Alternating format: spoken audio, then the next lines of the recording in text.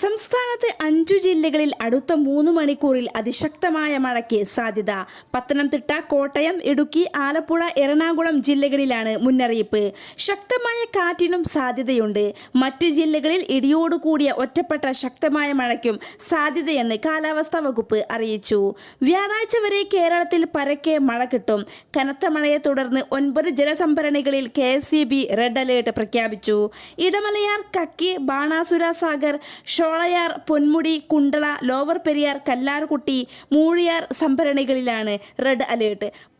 മാട്ടുപ്പെട്ടി, ആനയിറങ്കൽ, പെരിങ്ങൽകുത്ത് എന്നിവിടങ്ങളിൽ ഓറഞ്ച് അലേർട്ടും ഇടുക്കിയിലും കുറ്റിയാടിയിലും നീല അലേർട്ടുമാണ് നൽകിയിട്ടുള്ളത്.